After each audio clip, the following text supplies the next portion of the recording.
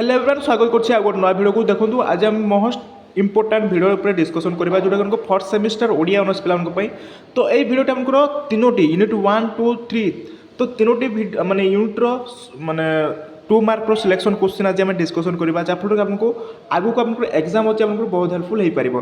तो देखंतु हमको कोर पेपर 8 रे अछि कोर पेपर 8 रे अछि हमको कोन राधानाथ रायकर प्रथम स्वर्ग एवं तपस्विनीकर तृतीय स्वर्ग गंगाधर मेहर लिखिं और स्तुति चिंतामणि ये तीनोटी यूनिट्र आज आम डिस्कसन करवा गोटे भिडियो आप तीनोटी टॉपिक रो आंसर पाइपर। तो चलतु वीडियो को फटाफट स्टार्ट कर।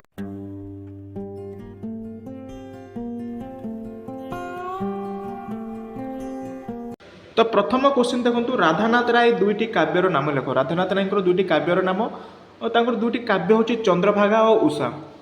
नेक्स्ट प्रश्न विवेकी प्रबंध रचयिता किए या केबे प्रकाशित होता बहुत इंपोर्टां। विवेकी प्रबंध रचयिता होती कविवर राधानाथ राय। यह 1873 ख्रीष्टाब्द प्रकाशित होता। परवर्ती प्रश्न देखा राधानाथ राय महाजात्रा काव्यर अवशिष्ट स्वर्ग को कहीं पढ़ी देते। तो राधानाथ महाजात्रा सरकार एटा बुझंतु सरकार विरोधी कथा लेखिथिबार कथा तांको अधस्तन कर्मचारी सरकार को जनइबार सरकार राधानाथ को तो राधानाथ को निकट को सहीपर आपत्तजनक बुझीपारे आपत्तजनक अंश को उठाइवा गोपन और पत्र लिखिले।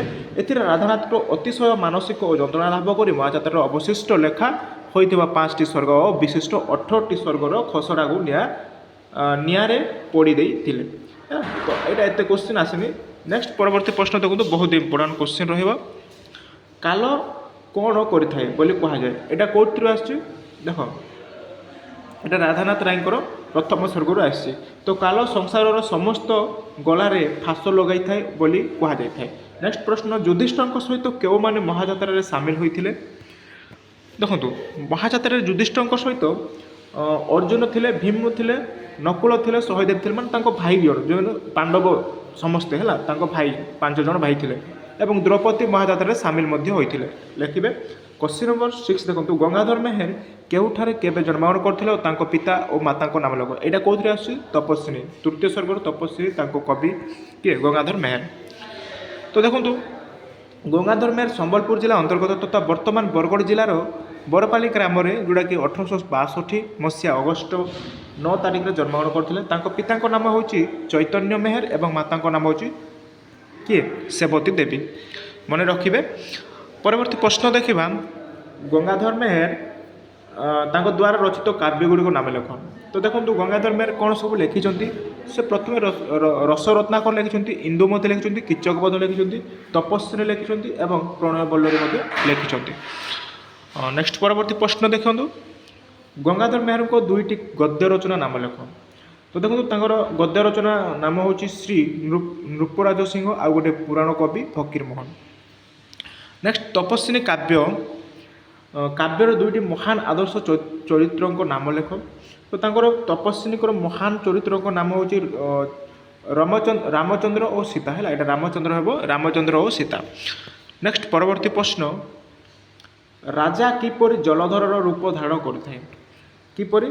तो प्रजा रक्त रूपक जल को मस्तक बहन पूर्वक राजा जलधर रूप धारण करते।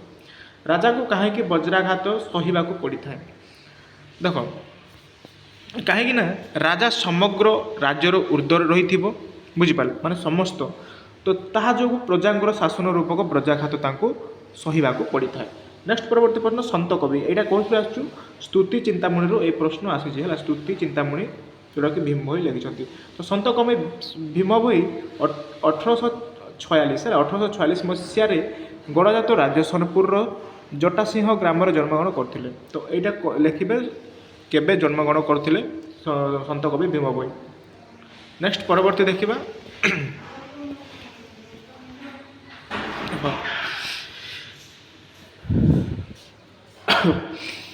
देख शिष्य ज्ञानर तृषा को किपर मेटाई थाए बहुत इंपोर्टां। शिष्य गुरुंक ठारू ज्ञानर मधुर सुशीतल जल रूपक ज्ञान लाभ करता ताको पान करी आपणार ज्ञानर तृष्णा मेटाई थाए। शिष्य केमिति माने गुरुंक ठारू कौन तृष्णा मेटाई थाए। तो यहाँ देखो ज्ञानर मधुर सुशीतल जल रूपक जोटा ज्ञान लाभ करता है पान कर आपंकर ज्ञानर तृष्णा मेटाई थाए। क्वेश्चन नंबर 14 देखो युधिष्ठिर मन में विषादबोध कहीं सृष्टि है कहीं सृष्टि है देखा। तो देखो द्वारकार यदुवंश ध्वंस एवं जगतर कर्ता प्रभु श्रीकृष्ण महाप्रयाण वार्ता शुणा पर युधिष्ठिर मन में विषादबोध सृष्टि होती। युधिष्ठिर के पांडव मानकर मुख्य बड़ भाई होती युधिष्ठिर जो पंच पांडव थे मध्य युधिष्ठिर होती जे कि बड़। नेक्स्ट देखो युधिष्ठिर केउ ऋषि मानक निमंत्रण कर अनेक दान और दक्षिणा प्रदान कर। तो यहाँ देखो युधिष्ठिर याज्ञवल्क्य मार्कंडेय देवर्षि नारद एवं बादरायण प्रमुख ऋषि मानक निमंत्रण कर अनेक दान दक्षिणा प्रदान कर युधिष्ठिर। जानतु नेक्स्ट प्रश्न युधिष्ठिर ऋषि मानक केउ जिनिस गुड़िक दान करते केउ जिनिस गोभूमि कांचन रत्न वस्त्र आभरण गज बाजी इत्यादि ऋषि मानक दान करते। परवर्ती प्रश्न बहुत इंपोर्टाट तिमी तिमिंगिल वर्णना किपरि होइछि तिमी तिमिंगिल वर्णना किपरि होइछि देख भीमस द्रोण कर्ण प्रभृति दुर्योधन को पक्षीय प्रधान जोधा थिबारु रण समुद्रर तिमी तिमिंगल रूपे वर्णना कर माने एठारे तिमी तिमिंगल अर्थ क्या बुझाए जदि क्वेश्चन आसे ताले समुद्र को ही बुझाए। तो एठारे जो युद्ध महाभारत जो युद्ध रे तो महान माने प्रधान योद्धा माने किए थिले भीम्स थिले द्रोण थिले कर्ण थिले प्रभृति दुर्योधन पक्षी मान प्रधान योद्धा थिबारु एहाकू जोटा कि समुद्रर तिमी तिमिंग रूपे वर्णना करा जायछि बुझी पारले। नेक्स्ट देखो परवर्ती प्रश्न 18 केउ कवि मानक द्वारा प्रभावित हो राधानाथ ओडिया साहित्य को एक नूतन रूपरेख प्रदान कर। बहुत इंपोर्टाट क्वेश्चन लंग क्वेश्चन आसिले मत ये लिखे। तो देखो राधानाथ को स्रष्टा मान थिले नूतनतार संदीन से मध्य थिले बहु शास्त्रदर्शी कवि है माने राधानाथ को आम कहवा ओडिया साहित्यर जड़े प्राण प्रतिष्ठाता आम कहीपर से संस्कृत मध्ययुगीय ओडिया साहित्य इंग्राजी बंगला ग्रीक साहित्य अध्ययन करते बहुत गुड़ाए से साहित्य अध्ययन करते जोटा कि कहवा इंग्राजी बंगला और ग्रीक साहित्य से अध्ययन कर राधानाथ राय मुख्यतः इंग्राजी और ग्रीक साहित्य अध्ययन से ओडिया साहित्यर नूतनता आने सारस्वत प्रेरणा लाभ करते। ओडिया साहित्य को दरबारी साहित्य मुक्त करी राधानाथ ताहाकू एक नूतन रूपरेख प्रदान कले। होम्र स्कॉट देख ये देखो क्या द्वारा प्रेरित होते Homer Scott Wordsworth Byron Keats W.B. Yeats तो मिल्टन शेक्सपियर टेनिसन एवं ग्रीक कवि अभिडिक द्वारा से विशेष भाव में प्रभावित होते। तो निहाती क्वेश्चन मन रखु क्या द्वारा से प्रेरित होकर से कौन रचना करते ये अच्छी Scott Wordsworth Byron Keats W.B. Yeats देन तुम मिल्टन शेक्सपियर एवं टेनिसन एवं ग्रीक कवि द्वारा से कौन तांको द्वारा से विशेष भाव में प्रभावित होकर काव्य कविता से रचना करिबारे प्रेरणा पाइथिले। नेक्स्ट देखो परवर्ती प्रश्न रोचे आपनकर राधानाथ राय संपर्क में B.C. मजुमदार देइथिबा मंतव्यटी कौन।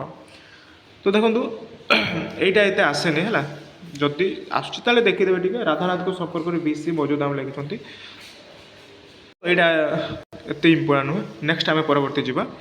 नेक्स्ट परवर्ती रोचे केबे राधानाथ राय ओडिशार शिक्षा विभाग जॉइंट इन्स्पेक्टर होते और आलोचना कर। तो केबे होते देखो 1877 मसीहा नवेम्बर 26 तारिख में राधानाथ राय ओडिशार शिक्षा विभाग में जॉइंट इन्स्पेक्टर होते केते मसीह 1877 मसीह जोटा कि नवेम्बर 26 तारिख में राधानाथ राय ओडिशार विभाग में जॉइंट इन्स्पेक्टर होते। तो ए समय से कटक अवस्थान करते समग्र ओडिशा बुली देखिबार सौभाग्य लाभ कले। 1879 79 मसीह भूदेव मुखोपाध्याय संस्पर्श में आसी ओडिया काव्य कवितार रचना संपूर्ण मनोनिवेश कले है। नेक्स्ट देखो क्रमेश से कौन कले क्रमेश से जड़े विशिष्ट कवि भावे तत्कालीन विद्वान द्वारा सम्मानित हेले एवं बामंडार राजा सुदृढ़ देव एक मिनिट सुदृढ़ देव राधानाथ को 1886 मसीह विपुल संबर्धना जन। तो यहाँ मन रखिए ବାମନାର ରାଜା ସୁଢଳ ଦେବ ରାଧାନାଥକୁ 1886 ମସିହାରେ ବିପୁଳ ସମ୍ବର୍ଦ୍ଧନା ମଧ୍ୟ କରିଥିଲେ ହେଲା, ଏଇଟା ମନେ ରଖିବେ। ରାଧାନାଥ ପ୍ରଥମେ କେଉଁ ଭାଷାରେ କବିତା ରଚନା କରିଥିଲେ? କୋଶ୍ଚିନ୍ ବହୁତ ଇମ୍ପୋର୍ଟାଣ୍ଟ, ଦେଖନ୍ତୁ କେଉଁ ଭାଷାରେ ପ୍ରଥମେ ସେ ରଚନା କରିଛନ୍ତି। ଓଡ଼ିଆ ଭାଷାରେ ରଚନା କରିବା ପୂର୍ବରୁ ରାଧାନାଥ ପ୍ରଥମେ ବଙ୍ଗଳା ଭାଷାରେ, ହେଲା ମନେ ରଖିବେ, ବଙ୍ଗଳା ଭାଷାରେ କବିତା ରଚନା କରିଥିଲେ। ଶିକ୍ଷକତା କରୁଥିବା ସମୟରେ ସେ ଇଂରାଜୀ କବିତା ସହିତ ବଙ୍ଗଳା କବିତା ମଧ୍ୟ ଅଧ୍ୟୟନ କରିଥିଲେ। ମାଇକେଲ ମଧୁସୂଦନଙ୍କ ଦ୍ୱାରା 1867 ମସିହାରେ ରଚିତ କେତେକ ସନେଟ୍ ସେ ଅଧ୍ୟୟନ କରିଥିଲେ। ସେହି ଆଦର୍ଶରେ ଅନୁପ୍ରାଣିତ ହୋଇ ରାଧାନାଥ 1868 ମସିହାରେ କ'ଣ ଓଡ଼ିଆ ସାହିତ୍ୟରେ ଭାଷା କବିତା ରଚନା କରିଥିଲେ। ତ ଦେଖନ୍ତୁ, ତ ଏଇଟା ଆପଣଙ୍କର ବହୁତ ଇମ୍ପୋର୍ଟାଣ୍ଟ ଥିଲା, ଯେଉଁଟାକି କର୍ ପେପର୍ 8ର ଆପଣଙ୍କର 3ଟି ୟୁନିଟ୍ର, ଯେଉଁଟାକି କହିବା ଗଙ୍ଗାଧର ମେହେର, ବୁଝିପାରିଲେ, ଗଙ୍ଗାଧର ମେହେର, ତା ସହିତ ତାଙ୍କର ଲେଖିଥିବା ତପସ୍ୱିନୀ ଏବଂ ରାଧାନାଥଙ୍କର ପ୍ରଥମ ସ୍ୱର୍ଗ ଏବଂ ସ୍ତୁତି ଚିନ୍ତାମଣି ଭୀମ ଭୀଙ୍କର। ତ এই କୋଶ୍ଚିନ୍ଟି ବହୁତ ଇମ୍ପୋର୍ଟାଣ୍ଟ ଥିଲା ଆପଣଙ୍କ ପାଇଁ, ଏକ୍ଜାମ୍ ପାଇଁ ବହୁତ ହେଲ୍ପଫୁଲ୍ ହୋଇପାରିବ। ତେଣୁକରି ସମସ୍ତେ ନୋଟ୍ ଡାଉନ୍ସ କରିକି ରଖିଥାନ୍ତୁ, ଯାହା ଆପଣଙ୍କର ଏକ୍ଜାମ୍ ଅଛି ତାହା ଆପଣଙ୍କୁ ଆସିଲେ ଆପଣ ଲେଖିପାରିବେ। ତ ଦେଖନ୍ତୁ ଏଇଭଳି ଆମେ ଆଗକୁ ଆଉ ମଧ୍ୟ ଡିସ୍କସନ୍ କରିବା। ଆଉ ଅନେକଟି କୋଶ୍ଚିନ୍ ମୁଁ ଆମକୁ କାଲି ପ୍ରିଭିୟସ୍ କ୍ଲାସ୍ରେ ଗୋଟିଏ 5 ମାର୍କର ଲେଖିଥିଲି, ବହୁତ ଇମ୍ପୋର୍ଟାଣ୍ଟ, ସେଇ ଭିଡ଼ିଓ ଦେଖିନାହାନ୍ତି ଯାଇକି ଦେଖିଦେବେ, ବୁଝିପାରିଲେ, କିମ୍ବା ପ୍ଲେଲିଷ୍ଟକୁ ଯାଇକି ଦେଖିବେ। ପ୍ଲେଲିଷ୍ଟରୁ ପ୍ରତ୍ୟେକଟି ମୁଁ ଆପଣଙ୍କୁ ଭିଡ଼ିଓ ପ୍ରୋଭାଇଡ଼ କରୁଛି। +3 ଫର୍ଷ୍ଟ ସେମ୍ର ପ୍ରତ୍ୟେକଟି କର 8, 9, 10ର ପ୍ଲେଲିଷ୍ଟ ମୁଁ ଆପଣଙ୍କ ପାଇଁ ତିଆରି କରୁଛି। ସେଇ ପ୍ଲେଲିଷ୍ଟକୁ ଯାଇକି ଆପଣ ଦେଖିଦିଅନ୍ତୁ, ପ୍ରତ୍ୟେକଟି ଭିଡ଼ିଓ ଆପଣଙ୍କ ପାଇଁ ପ୍ରୋଭାଇଡ଼ କରିସାରିଛି। ତ ଦେଖନ୍ତୁ ଆଜି ପାଇଁ ଏତିକି ଥାଉ। ଆଉ ହଁ, ସମସ୍ତେ ଭିଡ଼ିଓକୁ ଦେଖୁଛନ୍ତି କିନ୍ତୁ ଭିଡ଼ିଓକୁ ମାନେ ଚ୍ୟାନେଲକୁ ସବସ୍କ୍ରାଇବ୍ କରୁନାହାନ୍ତି। ଭିଡ଼ିଓ ଦେଖୁଛନ୍ତି ସତ, କିନ୍ତୁ ଆପଣ ଚ୍ୟାନେଲକୁ ସବସ୍କ୍ରାଇବ୍ କରୁନାହାନ୍ତି।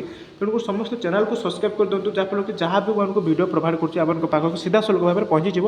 ତେଣୁ ସମସ୍ତେ ଭିଡ଼ିଓକୁ ମାନେ ଚ୍ୟାନେଲକୁ ସବସ୍କ୍ରାଇବ୍ କରିବା ସହିତ ଭିଡ଼ିଓକୁ ସମସ୍ତେ ଲାଇକ୍ କରିଦେବେ। ଏଭଳି ପ୍ରତ୍ୟେକ ଦିନ ଦେଖନ୍ତୁ ଆମେ କ୍ଲାସ୍ କରିବା, 1 ମାର୍କ, 2 ମାର୍କ, 3 ମାର୍କ ପ୍ରତ୍ୟେକ ୟୁନିଟ୍ର କର୍ ପେପର୍ 8, 9, 10ର ପ୍ରତ୍ୟେକ ଦିନ ଆମେ କ୍ଲାସ୍ କରିବା। ତ ଆଜି ପାଇଁ ଏତିକି ଥାଉ। ଆଶା କରୁଛି ଆମକୁ ଭିଡ଼ିଓ କିଛି ମାତ୍ରାରେ ଭଲ ଲାଗିଥିବ। ଧନ୍ୟବାଦ।